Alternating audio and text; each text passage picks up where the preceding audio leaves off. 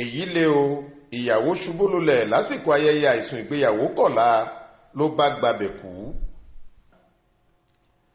ọjọ́ ayọ̀ ló yẹ kí ọjọ́ àbámẹ́ta sátidé ọjọ́ 19 oṣù kẹjọ ọdún 2023 yìí jẹ́ fún ìdílé oyèdọ̀tun nílùú ògbómọ̀ṣọ́ nípínlẹ̀ ọ̀yọ́ nítorí ọjọ́ náà ni wọn ìbá so ọmọbìnrin wọn Rebecca àti olólùfẹ́ ẹ̀ pọ̀ gẹ́gẹ́ bí tọkọtaya, ṣùgbọ́n ìbànújẹ́ tó lé ayọ̀ àti ìdùnnú wọn sígbó kò jẹ́ kí ìgbéyàwó ọ̀hún lè wáyé lọ́jọ́ náà tí kò sì tún lè wáyé mọ́ láéláé.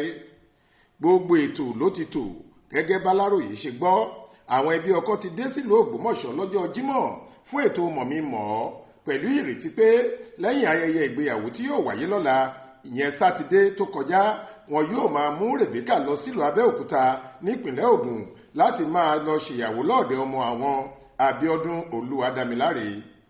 ṣùgbọ́n ní nǹkan bí aago 10:00 alẹ́ ọjọ́ jímọ̀ ọ̀hún níbi tíyàwó ojú ọ̀nà yìí pẹ̀lú àwọn ọ̀rẹ́ ẹ̀ ti ń ṣe àjọyọ̀ àìsùn ọjọ́ ìgbéyàwó kù ọ̀la níyàwó ti ṣàdédé ṣubú lulẹ̀ tó sì dẹni tí wọ́n ń sáré gbé dìgbàdìgbà lọ sílé ìwòsàn Ládòkè Akíntọ́lá University of Technology Teaching Hospital ìyẹn LAUTECH tó wà nílùú Ògbómọ̀ṣọ́. àwọn dókítà sa ipá wọn láti dóòlà ẹ̀mí ẹ̀ wọ́n sì rí jí sáyé padà pẹ̀lú ìyọ̀ǹda Ọlọ́run. ṣùgbọ́n lọ́jọ́ kejì ìyẹn láàárọ̀ ọjọ́ àìkú Sunday 20 oṣù kẹjọ yìí lọmọbìnrin ẹni ọdún 28 náà padà kú. mọ̀lẹ́bí Rebecca kan tá a forúkọ bò láṣìírí ṣàlàyé pé látọjọ́ Friday ní gbogbo ètò ti tó, àti pa màálùú àti dín ẹran.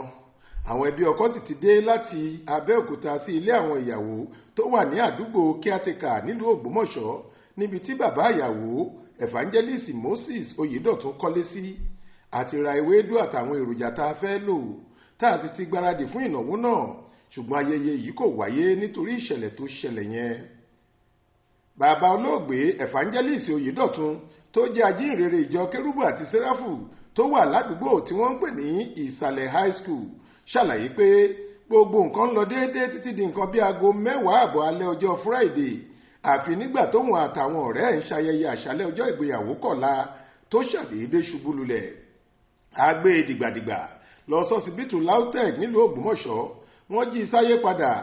ọ̀kan nínú àwọn nọ́ọ̀sì sì sọ fún wa pé àwọn á fi í sílẹ̀ láti lọ ṣègbéyàwó tó fẹ́ ṣe kó sì padà wá sílé ìwòsàn náà fún ìtọ́jú, ṣùgbọ́n ara rẹ̀ kò yá náà síbẹ̀. ìyẹn ni wọ́n fi ní ká gbé lọ sọsibítù ẹ̀kọ́ṣẹ́ ìṣègùn iléèwé Bowen. a ṣe àwọn àyẹ̀wò kan níbẹ̀, ibẹ̀ la sì wà ní gbogbo ọjọ́ sátidé. àárọ̀ ọjọ́ Sunday ló dágbére fáyé. ọ̀pọ̀ nínú àwọn àlejò tí wọ́n péjọ síbi ìgbéyàwó ọ̀hún lọ sí ṣọ́ọ̀ṣì fún ètò ìdàpọ̀ mímọ́ láàárọ̀ ọjọ́ sátidé kí wọ́n tó mọ ohun tó ṣẹlẹ̀.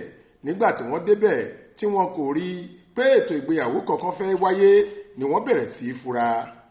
gẹ́gẹ́ báláròyé ṣe gbọ́, iléèwé Futmina lóbìnrin ẹni ọdún 28 tó dolóògbé yìí ti kẹ́kọ̀ọ́ gboyè jáde tó sì ń ṣiṣẹ́ lẹ́kọ̀ọ́ lẹ́yìn tó parí ìsìnrí ìlú ẹ̀ nípínlẹ̀ náà, níbi tó ti ń ṣiṣẹ́ kó tó di pé wá pàdé ikú òjijì nílùú Ògbómọ̀ṣọ́ lọ́jọ́ ìgbéyàwó ẹ̀ kù ọ̀la. Ọláwálé Àjàó ló ṣàkójọ ọ̀rọ̀ yìí fún iléeṣẹ́ tẹlifíṣàn Aláròyé online. Faith Adébọ́lá ló kà á sétí ìgbọ́ yín.